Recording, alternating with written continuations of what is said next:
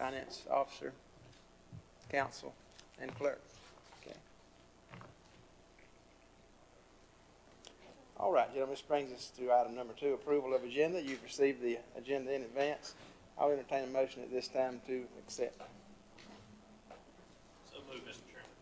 Thank you, Scott. All those in favor of accepting the agenda, say aye. Aye. Opposed, no. All right, we have a presentation on the docket today. This comes from Sheriff Steve Wilson. Afternoon, Sheriff. Good afternoon.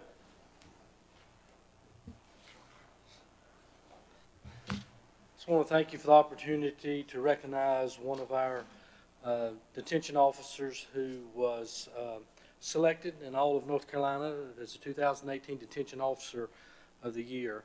I would like to be able to present him to the board at the regular meeting, and I appreciate you not making me reveal his name until today. He did not know that he was going to win this award last week. He was at the conference, North Carolina Jail Administrators Conference, and his name is William Allen Kincaid, and I'll have him here at the regular meeting and then share some of his accomplishments and why he was chosen as the 2018 Detention Officer of the Year. All right, thank you, Sheriff. That sounds great. Any questions on this matter? We look forward to that presentation, and we appreciate you bringing that to us. Thank you, sir. Thank you, Sheriff. Item 4 on the agenda is scheduled public hearings. We have several public hearings to consider. The first one comes from our county manager on a development incentive grant and public hearing. Mr. Manager. Thank you, Mr. Chairman, members of the board. We have an applicant for the development incentive grant for a project here in Morganton, and I'd like for David, he is one of the applicants for this, to come up and go over the project, and if the board has questions, answer questions. All right.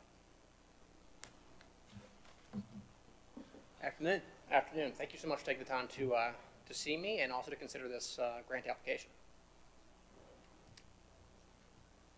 All right. You want to go ahead and maybe just give us a brief summary of your project? Absolutely. I'll be as brief as I can. I actually started working on this project with my development partner, Mike Kren, almost 5 years ago. This has been something which has been seen as a need in Morganton and Burke County as far as additional hotel room supply and also an elevated presence in the community. That's only been enhanced over the last 5 years due to the general improving economic conditions of our region, as well as additions of items such as the school science and math is a good example. Through this process, we're trying to do something which has not been done before, which is always difficult. To our knowledge, this is the largest private development in downtown, in the CBD in downtown Morganton's history. And because of that, there's no real comps for what is being done. So throughout the process, we have had to really create a model or a paradigm that does not currently exist. In doing so, we have brought on an investor pool, but roughly 50% are local, 50% are outside the area. For those local, it's convincing them to invest back into Morganton and into Burke County. And for those from outside the area, it's convincing them to why Burke County is a great place to actually invest money. And so that was one of our first steps from there. Secondly, was getting Marriott involved in the project and convincing them as far as to why our area is in need for additional hotel rooms, as well as how it's going to help out their flag or their brand. As you probably know, they're one of the largest hotel chains, if not the largest hotel chain in the world. So having them buy into our area is a great, call it an efficacy test for our market. And from there was, following that would be bank financing. And so having them get comfortable with the project, get comfortable with the numbers and the returns was part of that process. Much of that information, which actually led to the performance, was from third-party independent analysis, which is vetted by Marriott as well as the bank, Live Oak Bank, in the process. So that's not our generation as far as occupancy and potential room rate per night. Those are actually from a third-party independent study done. And so this is just another step in that process for us. As I'm sure you can imagine, a project of this magnitude in comparison to what exists in the marketplace is not the easiest thing to do, in the sense that it really takes a public-private partnership to make these items happen. You know, for us, as I mentioned before, you know, having a investor return so that the outside investors who are investing into Burke County can realize that return and also reinvest into this community is important. But more importantly to that is actually meeting our debt service coverage ratios, which is laid out in our financing terms. We're expected to close that loan in 2 weeks. But a key point of that for us to make that debt service coverage ratio is the big grant. And so that is where it's been very vital for us to achieve this for the project, how it meets the but-for test, if you will. In the packet you received, there's also, just to get a sense of the need for this project, it's not strictly a Morganton-related thing.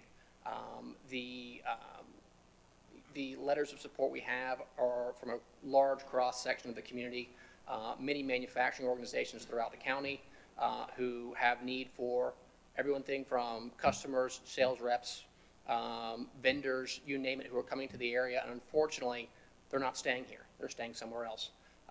You know, anecdotally, there was 2 large events this weekend that had people of 180 people on Saturday and 1,000 people on Sunday.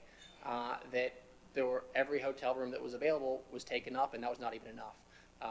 Speaking to some bank examiners in the area last week, 2 were staying at hotels they felt were inferior, and 1 was staying in Boone and commuting down to Morganton every day. So those things are happening right now in our community.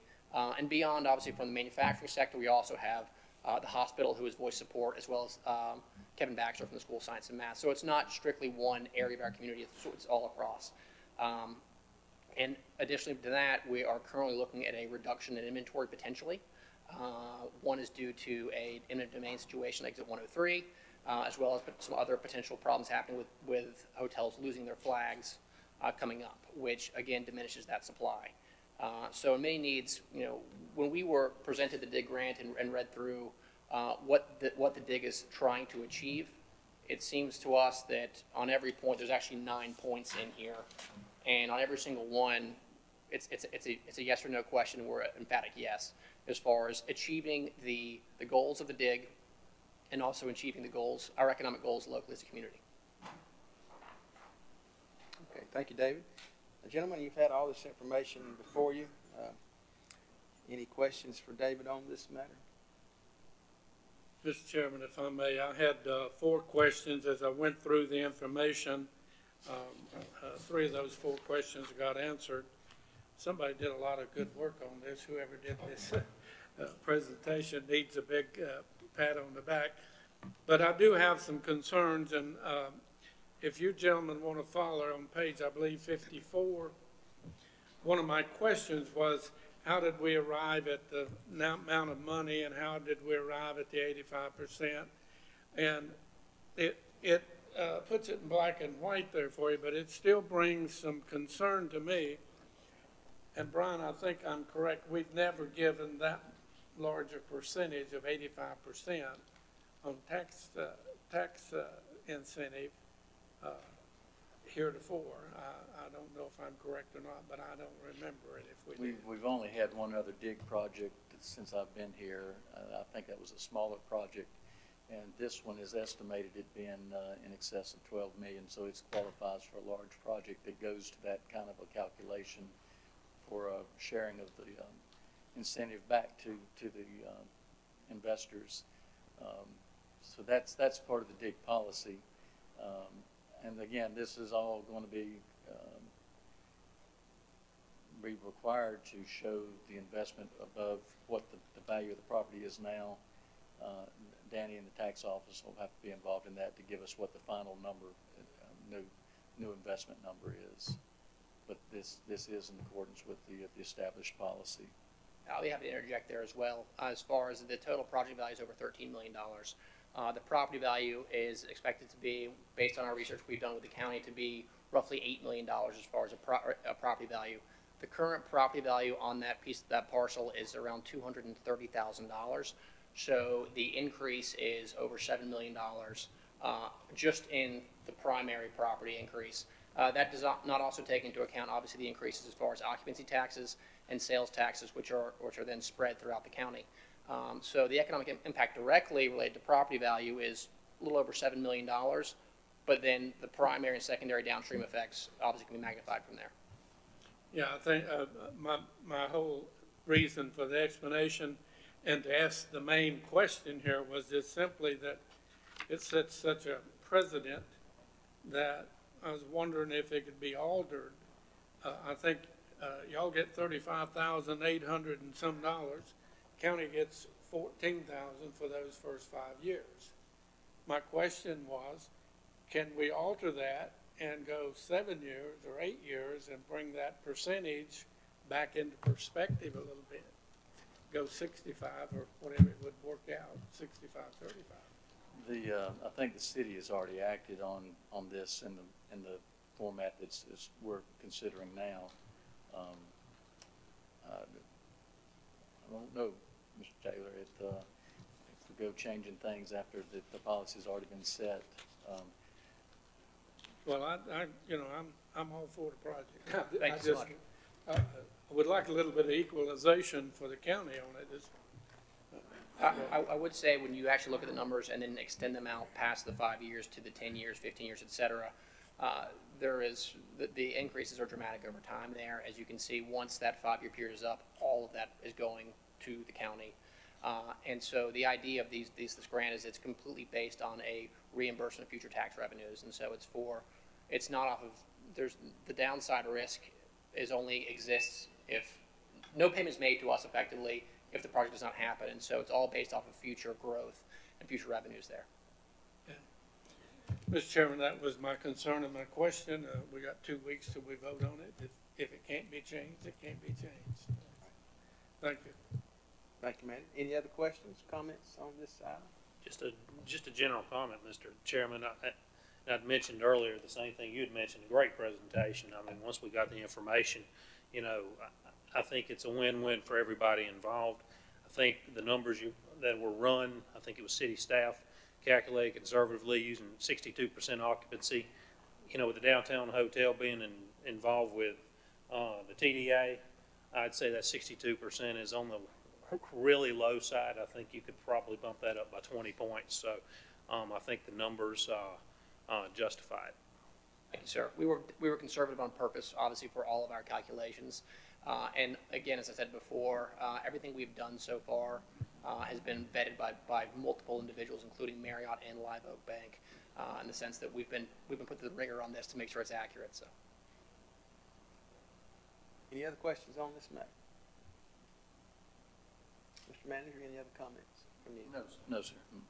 Okay, thank you. All right, Jim. Yes. Mr. Chairman, I want to make a comment too. This is definitely a win-win for Morganton and Burke County, and I'm very pleased at where we're at. You mentioned in your summary information here about other motels losing their flags. Is that something in Morganton currently that may lose their flags? That's going to enhance what you're doing anyway, correct? in theory, correct. And so, realistically, right now, our initial reports on what the market could bear from the STAR report, which is one of the attachments here, is not really indicative of the business we're seeing that's wanting to come here. And what I mean by that is there was a lot of comparables in the marketplace that were, quite frankly, very low end. And so they were, $30 to $40 a night in that range, which isn't really what the individual coming here, either from a manufacturing basis or from a tourism basis, is looking for in the community. So as those trend down market, it definitely, for us, it's apples and oranges in the sense where we do not see that as a competitive force as far as what we're doing. On the bright side, for other hotels in the area that could be seen as a comparable to us, having someone come into the marketplace to then potentially bump up that nightly rate only helps them out and increase what they're doing as well. What we like to see is this be a catalyst for what could happen in Morganton. A very similar situation happened in Asheville when someone did their first new hotel downtown, and it was successful. And then from there, additional developers came on board as well.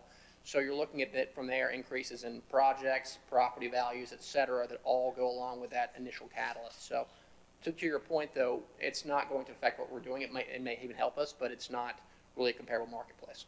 Let me ask you one more thing, being a little bit nosy, I suppose. So as of today, all of our financial obligations, all the financials that you're associated with are in good order? Because I see you asked for a bridge loan from Correct. Burlington last night. So does that put everything where you need it to be right now? It does. So basically, we have two hurdles here, one of which is this on the county level, and the next is our closing, and they're all linked together.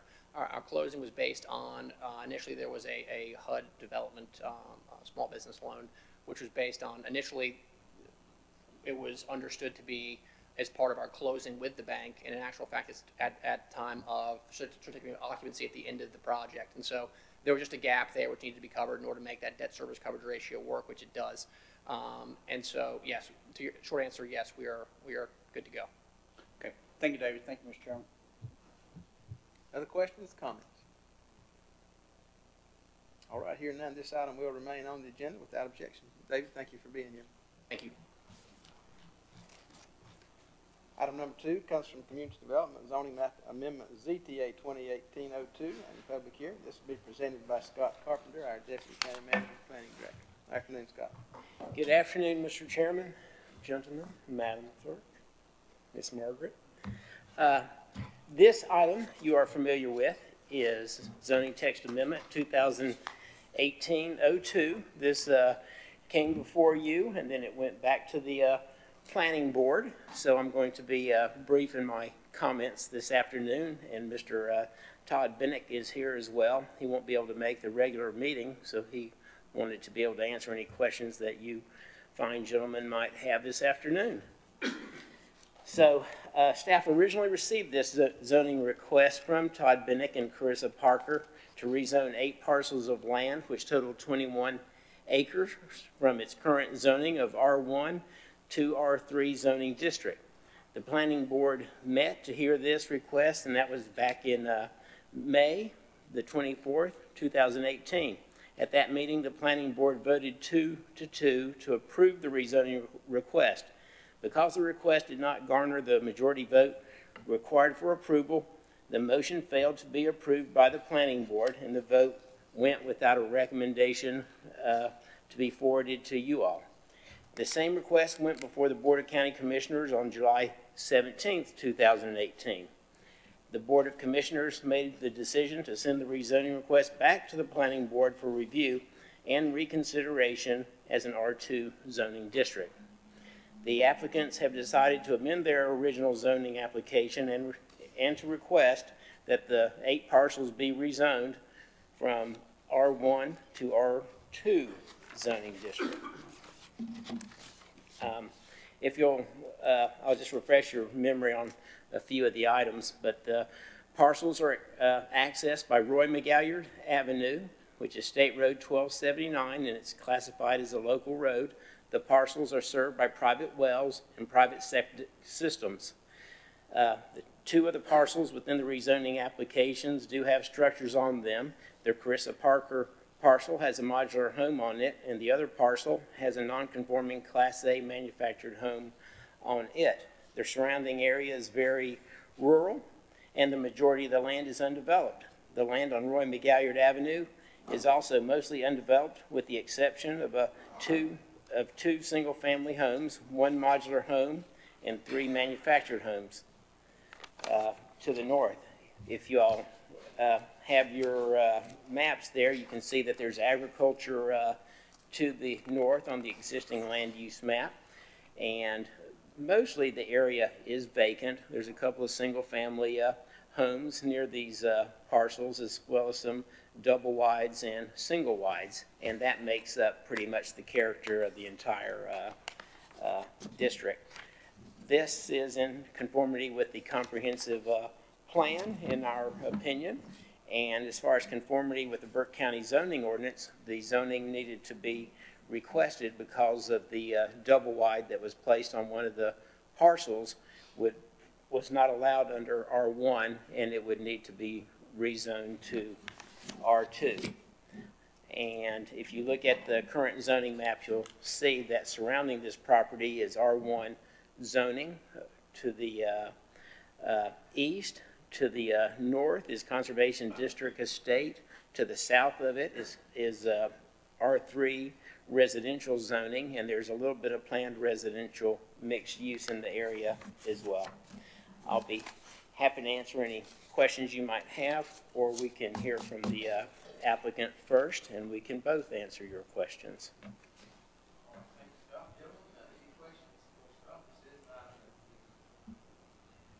Thank you. This is an item that we heard previously and referred back to the planning board, and it's coming back again with a slightly different request. So, any questions? Mr. Bennett, would you care to make any comments at this point or not? And I failed to mention that the planning board recommended 5-1 to recommend approval of the rezoning request. Any questions on this matter? Mr. Chairman, I had a couple of telephone calls today, one of them lasting more than 30 minutes. There's still be some concerns, and I was asked this question, I could not answer it, that the rezoning was done to endorse something that is going on wrong up there instead of fixing the problem that's going on wrong. And I see that a little bit as a little bit gerrymandered. I do want, I did state to this individual, and I think as a property owner, if we own the property and we're within the rules and the regulations of the county, that we should be able to do practically what we want to on our land. That's what we call America the Free for, and that's what we kind of pay our taxes for. However, in any area, I don't care if you live in a city, New York City, Charlotte, or out in the wide open country, common decency and appreciation of your neighbors. You can't set up a firing gun, drill, and shoot on the other property.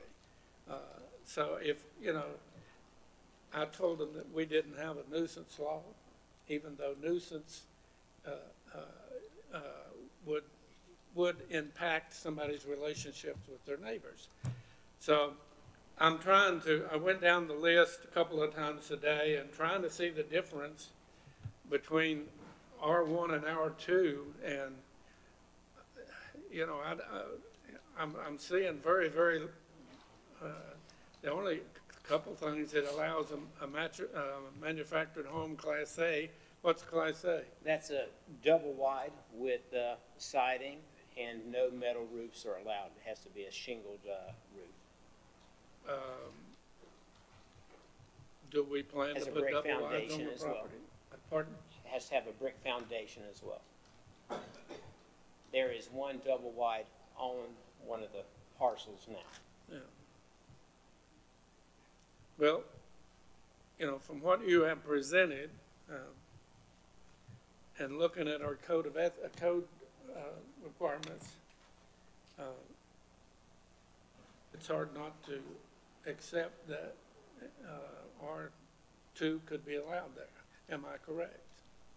Well, that's up to you fine gentlemen to determine, but the staff did recommend approval of this because there are characteristics in the entire area of an R2 classification.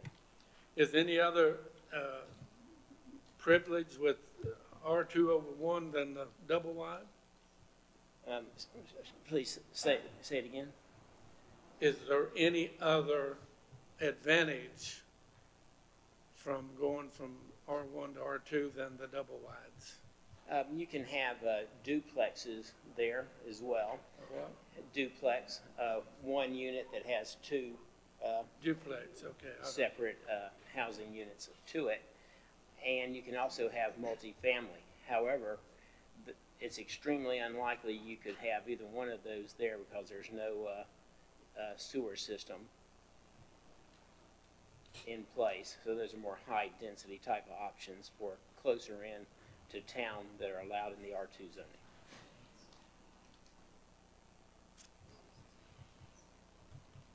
Okay, I may have another question in a minute. Thank you. All right. Any other questions on this matter?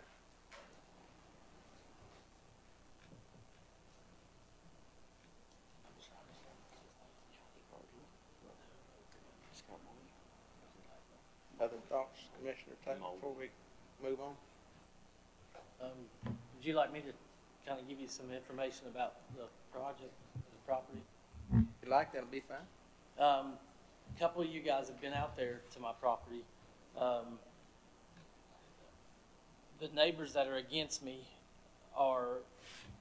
have a deep opinion about me and so on and so forth, but none of them have ever called me personally to ask me what I was going to do, except one neighbor that strongly does not like me. And the only recommendation what I'm asking to do has got nothing to do with why my neighbors that don't like me don't like me. So it's a mixed bag of treats there. So the long story short is the property that I'm trying to develop is for a caretaker that they have dead set in their mind that I'm building cottages for people to come and live there, which I have no intentions of doing, never have, never will. I have 116 acres there. I have future plans of building my own house there. I currently live in East Shores, and everything I've ever done since I started my own business and have kind of been on the steps of life, I've only wanted to better and to, I've always wanted to go first class with. And they probably would disagree with that on a couple things, but ultimately I have plans to basically redo the home that's there now. I've just got under contract the property at the end of the road. It's a double wide and a single wide. That some demolition needs to be done there. And I demolitioned a single wide off the property when I bought the property on my farm there. And so I have no intentions of doing the things they think I intend to do. And ultimately, it's a caretaker's place. I have 116 acres, and I just don't have time to take care of the place on my own. So I have future plans of I've got 3 kids. The 3 kids have home sites picked out if they choose to build there, and if they don't, they don't. But that's my grand plan, and it has been. I'm not afraid to be dead honest with you. Wouldn't lie to you for nothing. I do ride motorcycles on the property. That's always been the complaint of the neighbor, the one neighbor that lives almost 3,000 feet from where my main place we ride is, and then on the other end of the property, which I'm sorry, your name again? What's your name? Scott. Yeah, and so I took him a tour yesterday of the whole property, showed him everything, and a couple of these other guys have been out there before. And there's nothing hidden. I ride dirt bikes on the property. I was a professional motocross rider, and none of this has anything to do with what's I'm asking to do there. But that's the emails you guys get and the noise that they stirred up. They don't even live there anymore, the people that stirred up the trouble. And I tried to talk to the lady and work with her as a neighbor and said, hey, when would be a good time for me to ride or not ride? And the only answer she gave me was go back where you come from. So I tried to be a good neighbor, and I have no intentions of ever having a motorcycle racetrack or anything else there. It's my private property. My kid is one of the best in the world, and he does ride there, and he does homeschool, and he rides there normally in the afternoon from 1 to 4, and I also ride with him, and that has nothing to do with what I'm asking to do here. Even though they're trying to mix that up with the whole ball of wax, it has nothing to do with it. This is simply just rezoning that tract of land so it's more developable down the road for my future plan. Mr. Chairman, from what I've been told, and again, I have no proof, but I assume people and take them as honest until they prove me differently. You had one neighbor to move to Catawba, and one to move to Catawba County. That's correct. And one moved to McDowell County, and most of it was because of noise. And one of them mentioned third shift or worked a while at third shift, and because of and she did mention motorcycle races, anytime during day or night. They had to move to get sleep because so they could work. And I guess I don't like to make decisions on attitudes and half information. And if we look as a group of what the law says and what those codes says, it makes it very difficult, to make decisions based on emotions, et cetera, et cetera. So I try not to do that. Very seldom have I done that. And that's the reason I brought this up, so that we can make a full disclosure decision on, what should happen to this property. Quick example, Sheriff Wiston at the time came to me at 1 o'clock in the morning. I was on a 20-acre field getting it ready to sow with a big case tractor. And he said, they're going to call the sheriff on you to get you arrested if you don't quit in 20 minutes. I said, what did I do? He said, out here working. I said, well, I didn't bother. She said she had to work and she couldn't sleep by listening to that tractor. So I told him, I said, you tell her, give me 30 minutes and I'll be through with this field. So, but I'm just saying, you don't have to break the law for some people not to like you. That's correct. And you could be working real hard to survive from your own industry, and some people wouldn't like you. But just want you to understand that that's, these are the calls we're getting. I know. It would be nice to hear from you if we accept this and approve it, that you do look at when and where they race, if somebody, especially if you got a neighbor that works third shift. Absolutely. Thank you. I'd like to say this. We've never rode after dark. We try to ride, when we do ride, during the week, not on the weekend, because most people are home on the weekend. And most people, if they're not retired, they would work normally a first shift. So normally the time would be on the wide side would be 10 to 4 or 5 p.m. We don't ever ride that. That's just a window. The typical time is we go out and ride 20 minutes and then we rest. Our bikes do not come with or are set up to have headlights on them.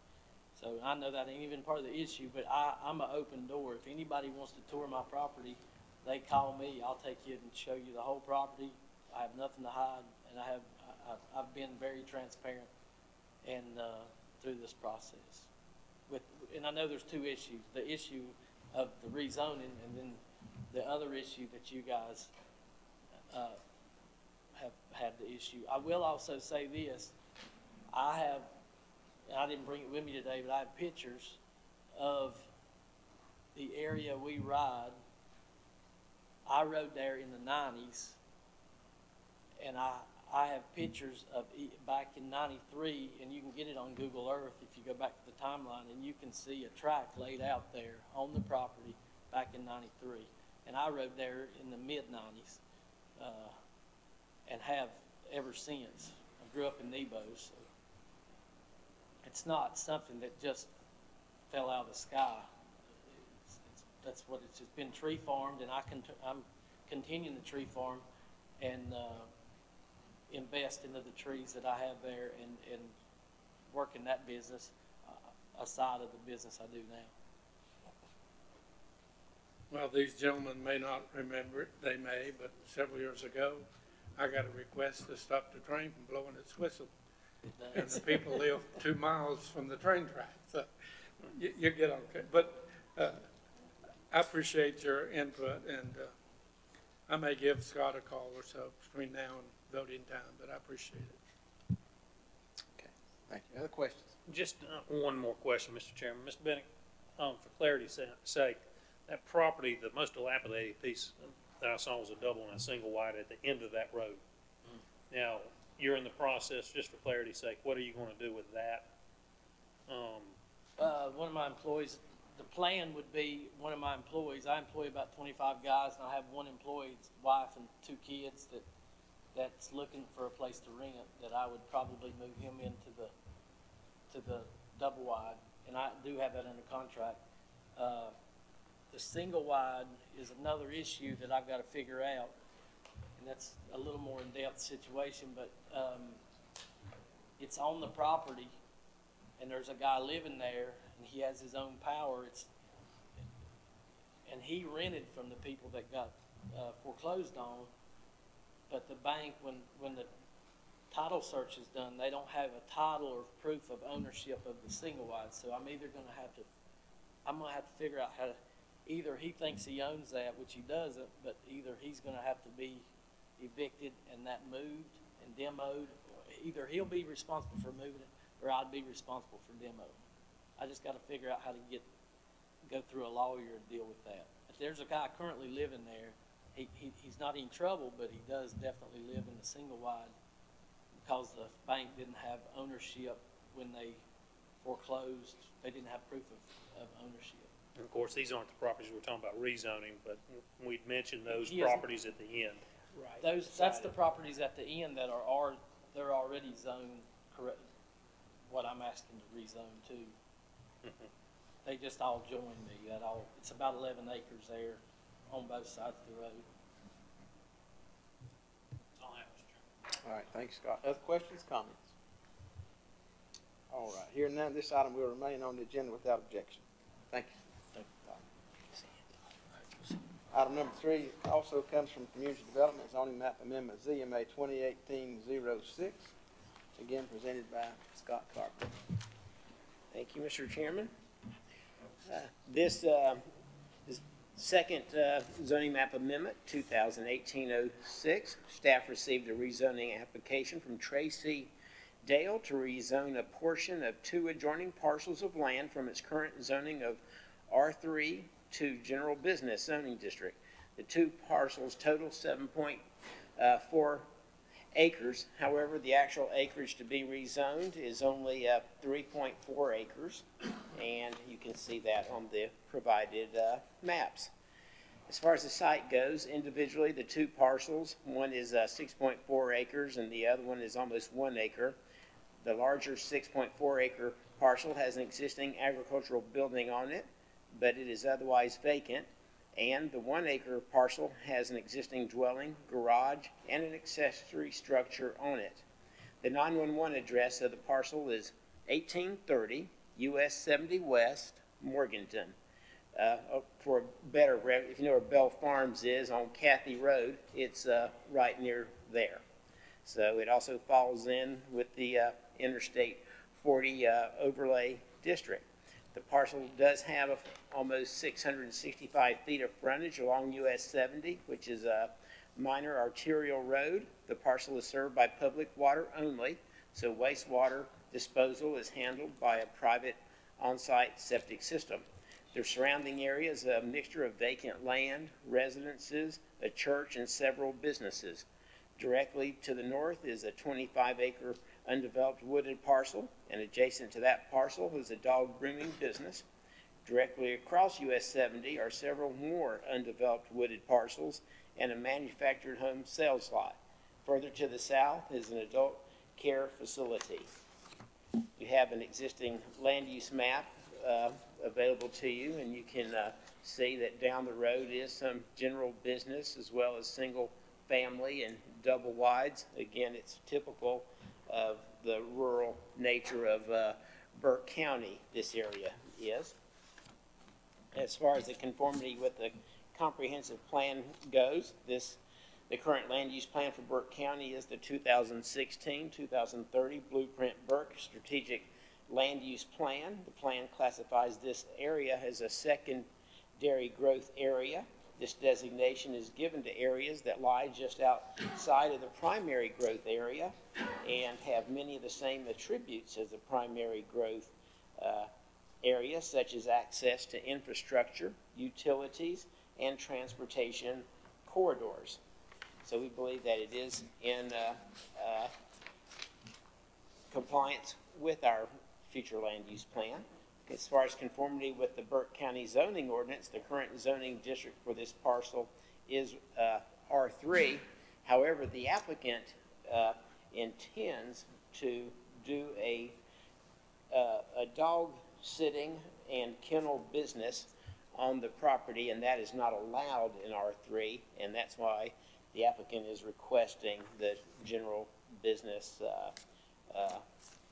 classification or zoning district. The planning board met August 23rd, 2018 to hear the rezoning request, and after hearing so and deliberating on this issue, they voted 6-0 to recommend approval of the rezoning request to this board. And staff also had the same recommendation, which was for approval, as well as the county manager's recommendation. There is no budgetary effect with this rezoning request, and I'll be happy to answer any questions you may have. Thank you, Scott. Any questions for Scott on this matter?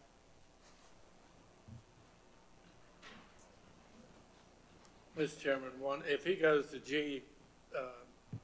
GB, general business, Yes, sir.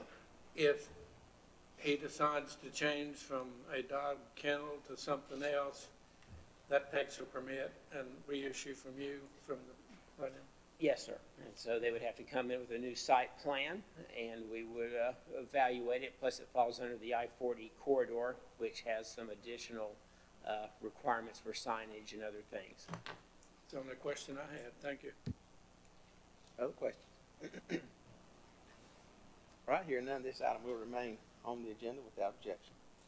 This brings us to consent agenda today, item number 5. First item on the consent agenda is Burke County Public Schools Mountain View School Road widening contracts and change order. This will be presented by Doug Setzer this afternoon. Afternoon, Doug. Mr. Chairman, good afternoon, Commissioners. Bring forward today the road widening project that we had for the new Mountain View Elementary School. DOT requirements that we had this road widening and change orders brought today in an amount of $37,441. The bulk of it being storm drainage modifications, a retaining wall where there's a stream going under the road, and a sewer manhole modifications. Open for any questions that you have on these items for that. Thank you, Doug. Any questions? Mr. Chairman, I just had one. This is an increase and not a switch. Are we still in budget? We're still in budget. This was our original contract was $759,000. This takes it to $796,000. And the good thing is that we're anticipating once this project's complete that we can get reimbursed for this money from North Carolina DOT. And we're ready to start this is the road work. The signal part should start putting a new signal in at the corner of Bouchelle Street and Sanford. Hopefully start that in the next week to 10 days. Good. Other questions? Doug, the only question I had was part of the cost from J.T. Russell and Sons for not working, if I understood it correctly, during the festival. What explanation did they have for needing $6,000? When we first started designing this, our engineers with West Consultants, we were showing our plans to the city of Morganton, asked if there are any days that we shouldn't be working or anything that would hold us up, and there was nothing said at that time. When we started that when the 4th of July, the Bluegrass Festival was there. They had campers. We were staging some excess soil off the road work and beside the ball fields in Catawba Meadow Park. There were campers parked in there. We were going to use that dirt for the roadway and the expansion. We went to get it. We were told it was bothering the campers there, with a lot of big campers there with dust and noise, and they told us that we had to stop work, and that I think that was on a Friday, so they stopped us through the weekend until the next week. What if it had rained? Pardon? What if it had rained? They'd have had to stop work. It just kind of bothers me, particularly some of the costs here. And I'd asked for reimbursement on that or some help on that, and supposedly the city coffers are empty and could not help me with that. So. Okay. Other questions, comments? All right, hearing none, this item will remain on the consent agenda. Thank you, Doug. Good, thank you. Item number 2, resolution in support of Breast Cancer Awareness Month. This will be presented by Vice Chairman Carter. Thank you, Mr. Chairman. National Breast Cancer Awareness Month organization is a partnership of national public service organizations, professional medical associations, and government agencies working together to promote breast cancer awareness, share information on the disease, and provide greater access to screening services. This is an annual international health campaign organized by major breast cancer charities every October. Since its inception more than 2 decades ago, MBCAM has been at the forefront promoting awareness of breast cancer issues, education, and empowerment to women to increase their knowledge of the disease and to raise funds for research into its cause, prevention, diagnosis, treatment, and cure. As I have done in previous years, I encourage adoption of this resolution in honor of my wife, who is still in cancer remission, and her sister Nancy, who died from breast cancer in 2015. If you will note today, I'm wearing my pink pin. I would encourage all commissioners, if you still have yours, to wear that. And if not, when we come to our meeting on Tuesday, if you would wear pink, I would certainly appreciate that. Thank you, Mr. Chairman. All right, thank you, Johnny. Any questions on this matter? No question, but Sunday we got announcements from one of our ladies of our church who had been diagnosed with breast cancer. So it, I think it affects 1 in 4 families, one way or the other, if I'm remembering correctly. So need to fight it if we can. All right. Without objection, this item will remain on the agenda. Thank you, Johnny. Thank Item number 3, National Hunger and Homelessness Awareness Week. This will be presented by Allison Asbell. Good afternoon, Allison. Hi. Chairman, Commissioners, thank you for having me. National Hunger and Homelessness Awareness Week is a national endeavor by the National Coalition for the Homeless to promote education, action, and awareness about hunger and homelessness on behalf of Burke Cares, a collaboration of the Continuum of Care and nonprofit agencies in Burke County that address the issues of hunger and homelessness. We would like the community to be aware of the issues in our area, those who are less fortunate, and to help be an active part of the solution in addressing these concerns. Hunger and Homelessness Awareness Week is November 10th through the 18th this year, and in participation, Burke Cares is hosting the I Care Burke Tour, a poverty simulation and educational event to inform community members of the resources we have in our community. We appreciate the support of our county commissioners in our efforts to address hunger and homelessness here in Burke County, and I'll be happy to answer any questions. Okay, thank you, Allison. Gentlemen, you've had this resolution in your package. Any questions on this matter? All right, hearing none, Allison, we'll keep that on the consent agenda without objection. Thank you. Thank you for being here. Item number 4, clerk reappointment to Veteran Service Board. This will be presented by Madam Clerk. Thank you, Mr. Chairman, members of the board. This is a request to reappoint Mr. Kenneth Knight to the Veteran Service Board for a 3-year term ending September 30th, 2021. He just completed his first 3-month short term that ended September 30th, and he is willing to serve a full 3-year term now. All right, thank you, Madam Clerk. Any question on this item? Good deal. Hearing none, this item will remain on the consent agenda without objection. Item number 5, Board of Commissioners resolution in support of preservation and economic development of the historic Henry River Mill Village, and this will be presented by Commissioner Taylor. Mr. Chairman, excuse me. You gentlemen have the resolution. Would you prefer I read it? Yes, no? All right, thank you, Commissioner Taylor. Gentlemen, you've had this resolution. Mr. Taylor will be glad to read it if you like. If not, I'll ask for any questions. Hearing none, this item will remain, unless you have any comments you want to make, Mayor. I appreciate it, gentlemen. Thank you. All right. This item will remain on the agenda without objection. Item number 6, Animal Advisory Board Report and Community Questions Approval. This will be presented by Donald Probst and Rebecca McLeod. Afternoon. Good afternoon, gentlemen, ladies.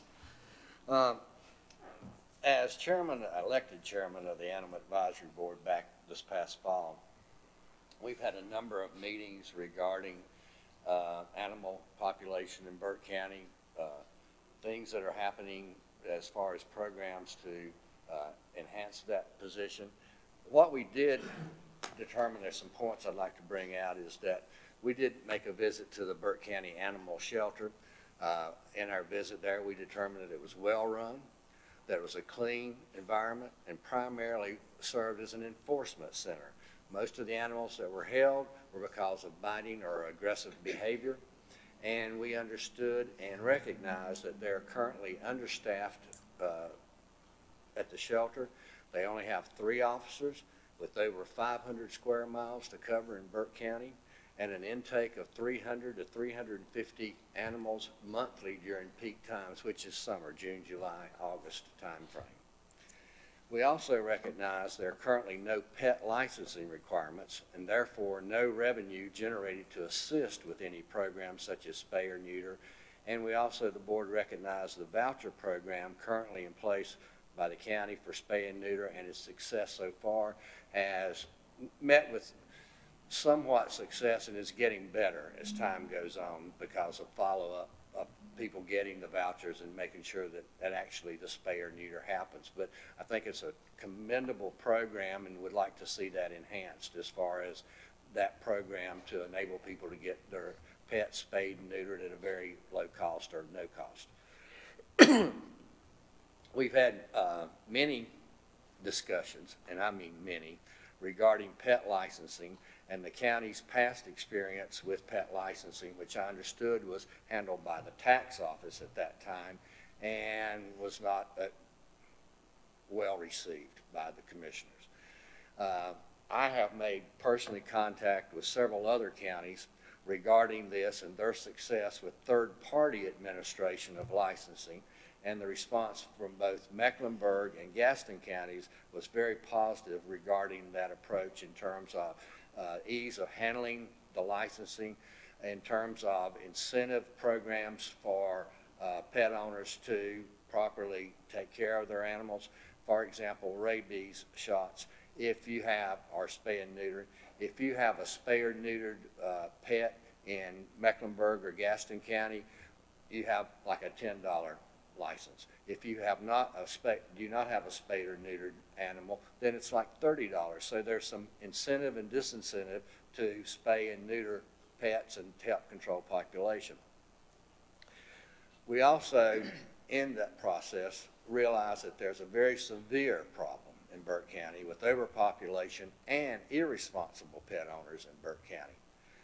So we were also made aware that there was some survey money available to have a survey taken to determine what the citizens of Burke County know and feel about the problems facing Burke County regarding current animal shelter, overpopulation, and spay or neuter programs currently provided by the county.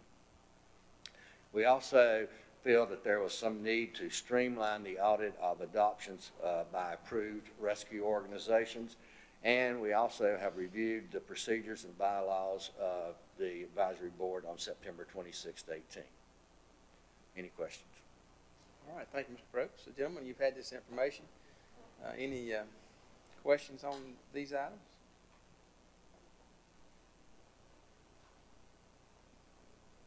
Mr. Chairman, I did have one. I was about to overlook it. What kind of impact do you think this might have on the private sector who's taking care of animals? Will this, I guess what I'm asking, will we take enough business away from those that they'll have to go out of business? For spay and neuter? Well, for animal care, period. I'm not quite sure I understand the question in terms of animal rescue groups taking money away from them. I don't know how that could affect us one way or the other. Well, I'm assuming, which may be incorrect, that most animal shelters offer practically the same service regardless. They do not. Some are fosters, some are rescues, and some are true animal shelters where they may have a full range of service where they have to have a veterinary plan, a safety plan. If you have sick animals, they have volunteers. Yeah. but it's not gonna take away from any local, because we don't have any. I mean, we've got 2 approved right now, I believe, that we can do audits from. 3. 3. Well, I see that a lot is the reason I see we do, we do shots, we do, neutering, at a lot of the Well, pet one of the shops. requirements from when a rescue group adopts an animal from animal shelter, it takes it from our county animal shelter to a private adoption or rescue facility. There, as part of one of the things we do is an audit to confirm that they have got their shots, that the spay and neutering has happened to those animals that come from the Burke County Animal Shelter to a rescue organization prior to it leaving that organization. And so far, our audits have confirmed that that did indeed happen. Well, as far as your survey, I think it's swell that you find out what people think of us as animal shelters and keepers. Just from a personal standpoint, until we educate the pet owners of Burke County to do a better job of maintaining, being a responsible pet owner, you're going to have a continual problem. But the licensing could go a long way toward helping foster that process in terms of spaying and neutering and reducing population. If it costs a lot more to have an animal that's not spayed and neutered, then there's a big incentive to get that. And especially if you've got a corresponding program of spay and neuter services available, then that really would make a big dent in the population. And I talked with Lieutenant Steve Massey about a number of different areas in the county that are problem areas that it comes from this area. And when you've got 3 officers covering over 500 square miles, now, they just get the bad calls. This dog bit me. This dog's chasing my kid. They don't have time to go to the real problem areas and write a ticket, and nothing happens until there's some incentive there for those people to conform to being responsible pet owners. Other questions? Don, you mentioned the third party group handling the licensing. Can you expand on that? Yeah, I contacted, like I said, Mecklenburg and Gaston County, and they use a company I believe called Pet Data, and I've had some initial contact with them, and it's administered third party in that they send the notices out, they collect the monies. It's a cost sharing basis where the county receives income from it. So I think it's something like 60-40 or 70-30. 60 goes to the administration, 30% goes back to the county in that neighborhood, but it's under contract. So we have to provide initially a database, which Animal Control has in terms of all the rabies information that comes through them through vets. And it really, from everything that I've talked to those counties, it's been very, very positive impact, both in terms of helping generate some income to help programs, plus it really gives them some sense of control of those pet owners. All right, thank you. Other questions? Mr. Chairman, Don, when you survey, when you send it out, and you get some feedback from that survey, what's going to be your authority to do anything after you receive this information and put it in your data, or are you going to have to go somewhere else to get some authority to do something? It's very plain. We have no authority to do anything. It all rests with you folks, and any recommendations that we bring back is going to be county commissioners driven decisions. All we can do is advise. And that's what we're trying to do, is to advise what the problems are and some possible solutions to the problems. Okay. So that's the purpose of the survey. That's the purpose of the survey. Just to build data to come back to us. Exactly. All right, thank you. Other questions? Mr. Chairman, not a question, but his last, next to last question, last question. he'd probably come back to us for money to do whatever, so. The couple of questions, Well, I think if, for example, if it comes back, the survey says that the citizens of Burke County support pet licensing to some degree, we would have to come back, we would have to get a proposal from like Pet Data, or whatever, to bring it back to the county for you guys folks to decide whether you wanted to have that program in effect. All right. Other questions, comments? All right, well, thank you for what you guys are doing, and we appreciate it, appreciate the information. Folks, have a good evening. Thank you, sir. Without objection, this item will remain on the agenda. Thank you. Items 7 and 8 comes from the Tax Department. We'll recognize our Tax Administrator, Danny Eisenhower, for these two items. First one being Release Refund Report. Danny. Good afternoon, Commissioners. The first is the Release Refund Report. And I'll just give you the numbers. The report shows $7,565.76. There was $3,109.45 rebuild, so we had a net release of $4,456.31. There are refunds in the amount of $4,067.07, and then vehicle tax refunds in the amount of $271.86. All right, thank you, Danny. Gentlemen, you've had these reports in front of you. Any questions to Danny on this report?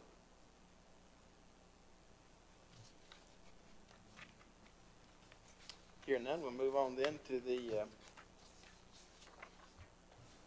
tax collection report, Danny. Yes.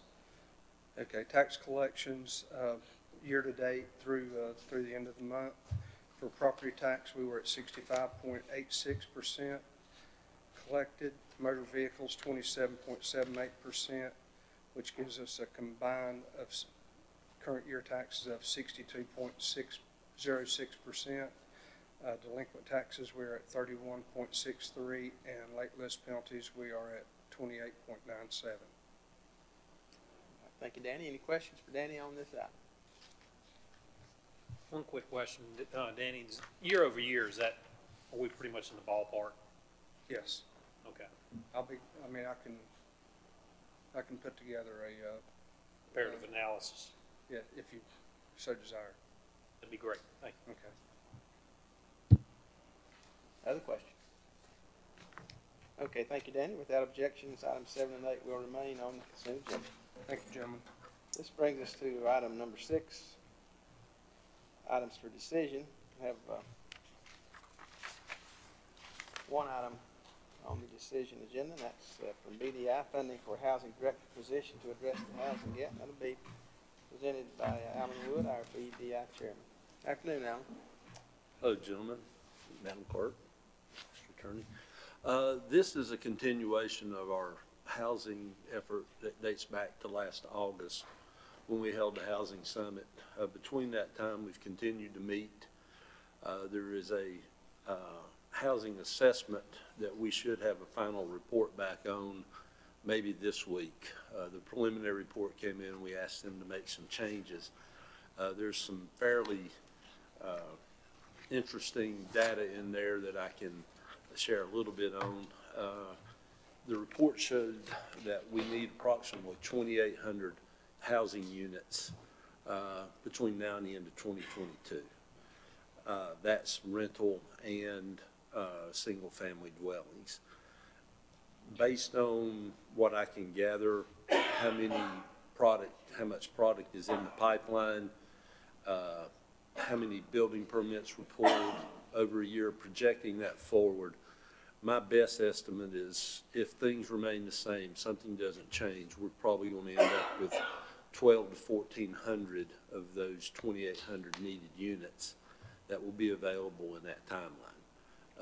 That's a big gap. It's not just us. It's a gap that's across the area. It's across the state. But I don't think that we need or can afford to just sit on the sideline and not try to respond. So what I am projecting, or what I'm proposing, is that we create the development of housing the same way that we do the development of our industrial base, and that is that we're actively working to recruit builders and developers to come into a market that is largely ignored from outside builders. That happens because we are not considered to be a primary market or even a secondary market. A lot of places we're a tertiary market. And so we have to do something different. This proposed position would be working with our local communities to identify properties and following up on leads on developers who have expressed an interest or who we may find to develop in the area. I currently probably have, I know of at least 6 that I've worked with. 2 of those were here just last week. And we are making some progress, but this is not what I do day to day, and it just sort of fills in around the edges when I have the time to do it. Because my primary goal is the recruitment of industrial clients and expansion of those. Why am I so concerned? Because you can look at the unemployment rate and see that we are up against it as far as workers go. We don't have enough people just coming through the pipeline, even if we're wildly successful in filling that pipeline up with workers. We don't have enough looking at the ages of our population without recruiting new workers in. I can't recruit new workers if I don't have a place for them to live. So that's that's why I think this is so important. What I propose is this is a 2-year position. I've asked for $75,000 a year. This would be a contract position.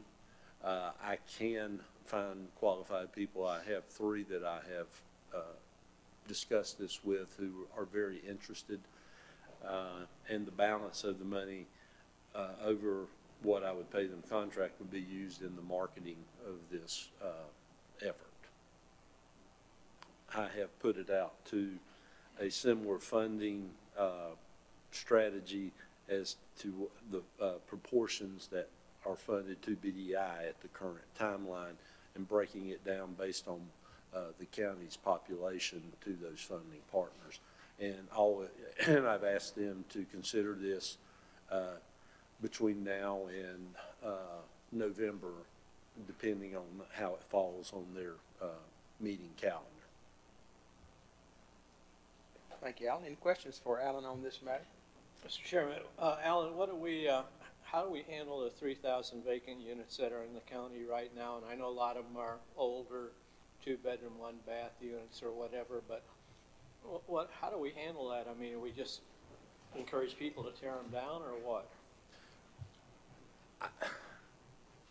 I can, what we're looking at are marketable properties. And at the date this report was initially sent to us, which was the end of April, houses that were actually listed for sale was approximately 250 units. At the end of July, from the MLS, Multiple Listing Service, there were 168 units that were actually in the hands of realtors in Burke County. So that's what, I mean, there are, a lot of those vacant units are second homes, vacation homes. Yes, and family. Yeah, and then there are some substandard ones, and that's a, that I think that's an entire different discussion, and I don't really have a handle on what to do about that. What I'm looking at are just the number of units that are available for sale and for rent. I didn't mention, but we are at 98% on our rental units. That's across the board. So in essence, there are no rental units, houses or apartments in the county. Mr. Chairman, Wayne asked part of my question at where they told us we had 3,000 available places for rent or buying in Burke County. And I think that all of us, where we live, when there has been a couple houses sold in the last 3 months close to where I live. And there's still one that's been there. It's right across from East Burke School. It's from the middle school. It's been vacant, I guess, 3 or 4 months now. But I think my question is, it would have been nice, I would like to know what exactly the timetable and the job description. That would be 2 questions. And the third question, if I understand your proposal, do you have funds to support this employee from BDI? Or are you requesting Burke County to do this? I am requesting that the funding come from the partners that currently fund us. We do have a fund balance that is set up to cover our current work, and a portion of that we had a capital campaign. Those funds that are pledged are not guaranteed. So if I fund this out of fund balance, then it takes away from the current work that I have already scheduled to do. This is an add-on on top of what we are. What I'm proposing is that we create a new initiative that is not currently funded from any of the sources that I have. Now, I'll go back on to the 3,000 units. Just because they're vacant does not mean that they are available in the market or that they are suitable. I'll give you an example. At the end of, I think it was as of last week, I was looking at number of houses that are on the market. Now, these are houses that are listed for sale. These with realtors across the county. There were 31 houses in the Burke County market at $150,000 or less. 31 units, that's it, out of a population of 90,000 people at under $150,000. I mean, so they have to be on the market for them to be available. Being vacant does not mean they're available for sale. Other questions? Yes, follow up, if you will, please. At the presentation we were at last night about the Broughton Hospital, and that's one question I didn't ask about the hotel downtown. They are forecasting a motel hotel there, and how many residences? It was a rental unit with lots of homes in them. And I think one of the things we need to include, obviously that's going to fulfill some of the needs for housing for Burke County. I don't have a timetable. I asked for that last night. They didn't give a timetable.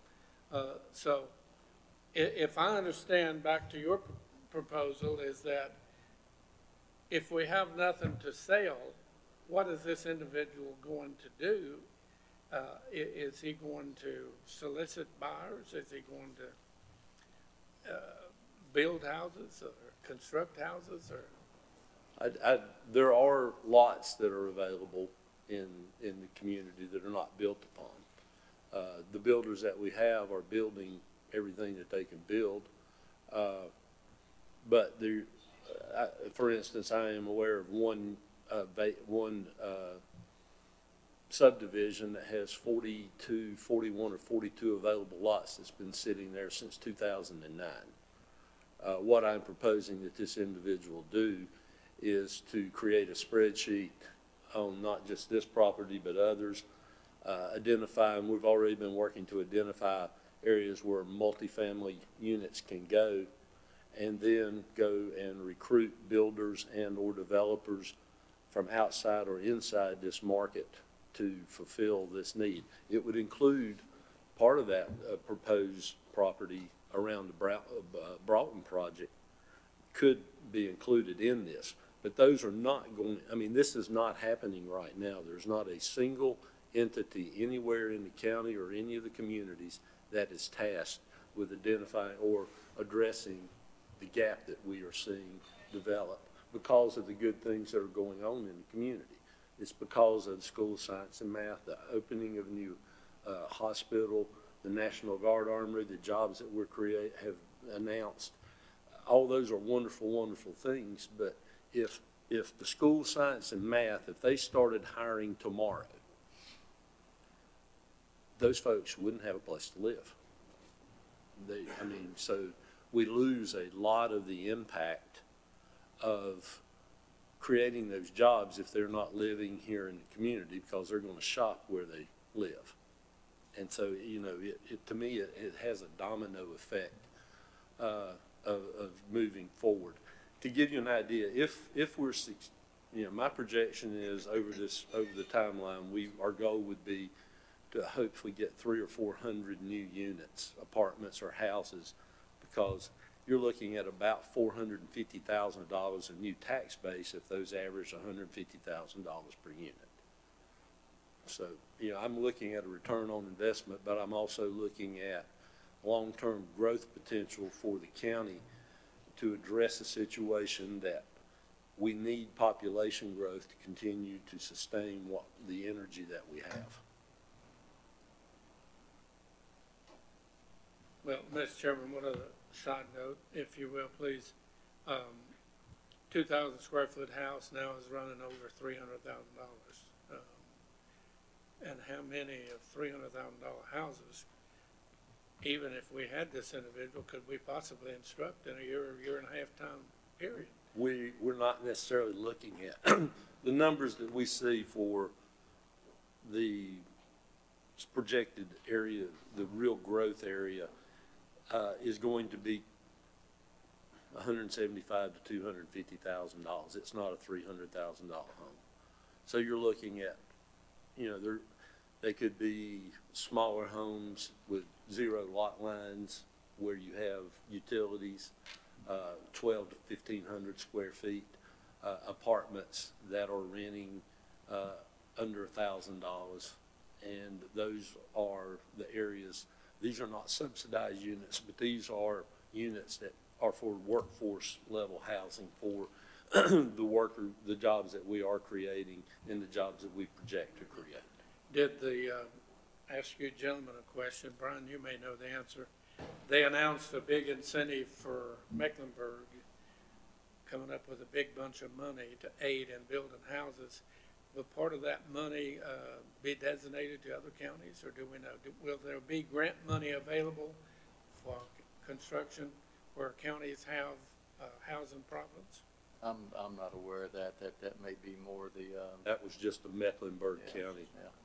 I know, but they were talking other county. They mentioned it being allowed at other counties which met a certain plateau. Well, I think they had a bond referendum, and that's what was going to fund that. I mean, other communities could do a similar thing, but the funding that, if it's the same thing that I saw, it was just for Mecklenburg County. Okay. Thank you. Any other questions? Mr. Chairman, one quick question, Alan. Other economic development entities throughout the state, other counties, do they have similar positions to take? No one else is taking this task or trying to take on this task in this manner. I was at I went to a conference in Silva 3 weeks ago, and they had a very similar discussion with no details on how they're going to address it. I'll give you an idea. Harris Casino in Cherokee is getting ready to add additional rooms. They're 200 employees short right now. They're going to need an additional 600 employees. They don't have a clue where those people are going to come from. They don't have a clue, and they don't have a plan. I guess it's the sit and hope and wish initiative, and it would be one thing if we're looking at our market and they could live in a surrounding area, but Caldwell and Catawba are in a very similar situation as to what we are. I don't know that this is a perfect solution. I have looked out for areas who are doing creative things, and it's just really, it is a very difficult undertaking, and there's no guarantee that we're going to be successful, but if we just leave it who are on devices, then we know, I'm pretty sure what the results of that are going to be, is that this gap is just going to remain where it is. Well, I definitely think we need it. I think I'd rather have a plan, give it a try, instead of looking back 2 or 3 years from now and saying, wow, we had an opportunity to do something, we didn't do it. And so, I think it's a good idea. It's much needed. Obviously, being married to a realtor, I know exactly how tight the supply is out there as far as housing. So we're kind of hitting critical mass. So If a house goes on the market now, and this is sort of anecdotal data, if something goes on the market and it's in a reasonable area and reasonably decent condition, between $175,000 and $225,000, those houses are generally sold in a matter of hours with multiple offers above the asking price.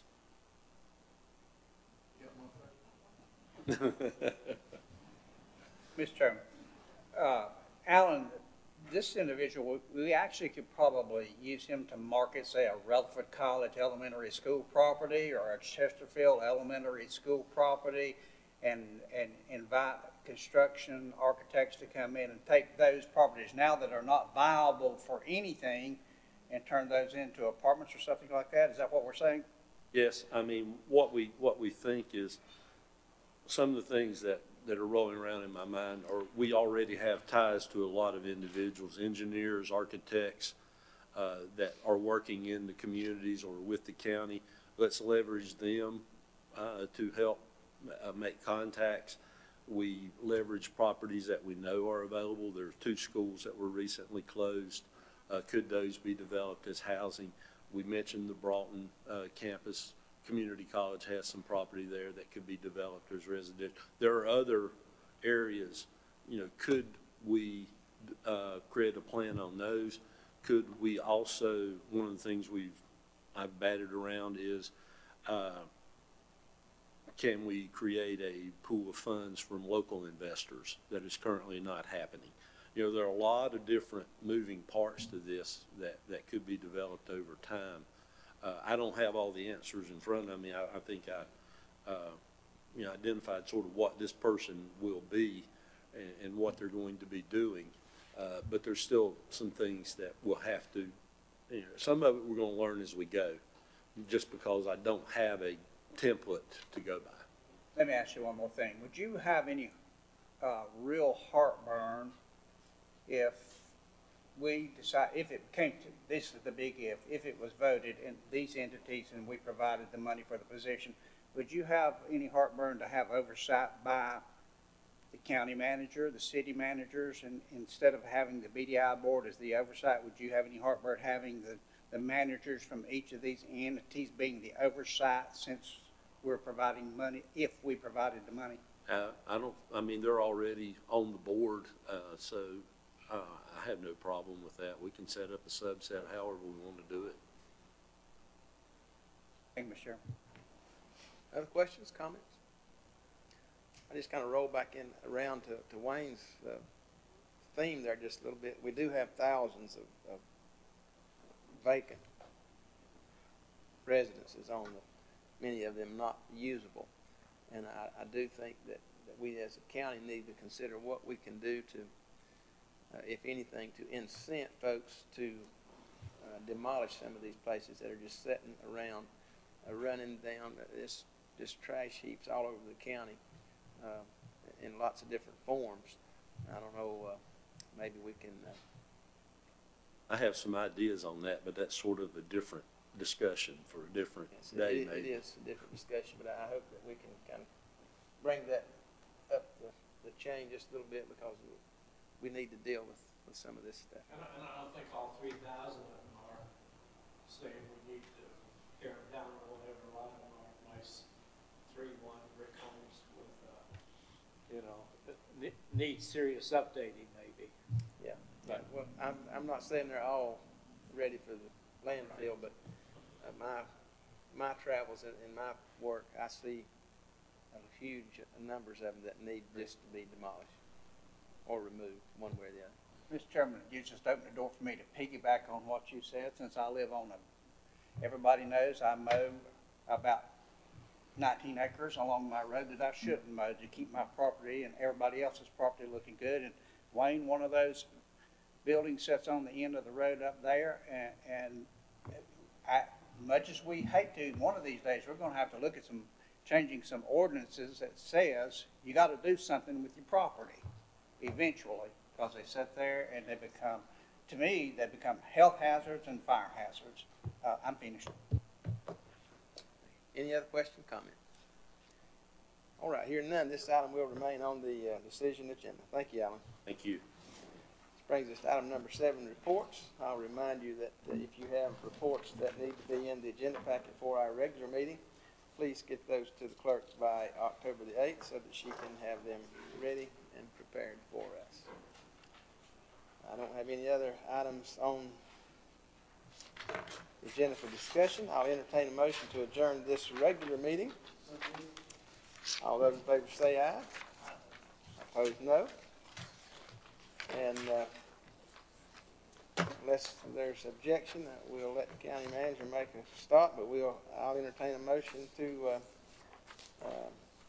call to order our special meeting, which was designed at 4 o'clock. And I had such high hopes, Madam Clerk, that we'd be ahead of all that, but obviously that's not happening. So I'll entertain a motion to come to order and approve the agenda for the special meeting. Thank you, Wayne. Those in favor say aye. Opposed, no. Well, Danny, you've waited long and hard, and you've run everybody off except the news report and 1 or 2 other folks. And so this must be an exciting presentation that we're about to hear. You got it. With that, we will entertain a tax department adoption of the 2019 schedule of values and present use schedule of values. Danny. Okay, gentlemen, thank you. Basically, you've got the information in your packet. I'm just going to go over a couple things that we do here.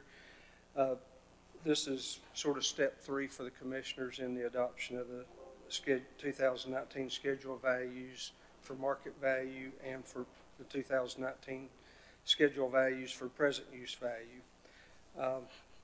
These were presented on September the 4th at that meeting. September the 18th, we conducted a public hearing, which there was no one to speak, best I can remember. And today I'm requesting the board to adopt both of these schedules as presented. All right, thank you, Danny. Gentlemen, we've had all this information. We had a presentation last month, and you've had time to see all this. Any questions for Danny as it relates to schedule of values and present use schedule of values? Hearing none, I'll entertain a motion on this item. So moved, Mr. Chairman. All right. Yes. Okay, gentlemen, you have the motions in front of you to adopt the schedule of values for use in 2019 revaluation of real property in Burke County effective January the 1st, 2019, and also to adopt the present use schedule of values for use in the 2019 revaluation of real property in Burke County effective January 19. All those in favor, please signify by lifting the hand. Those opposed? Madam Clerk, that is 4-1. With that being said, for the official record, I will declare the 2019 schedule of values and the present use schedule of values were duly adopted effective January the 1st, 2019. This brings us to item number 4, closed session. Gentlemen, we do have need for a closed session to discuss economic development matters and personnel matters as they may relate to the county. I'll entertain a motion to go into closed session. Thank you, Manny. All in favor say aye. Opposed, no. All right.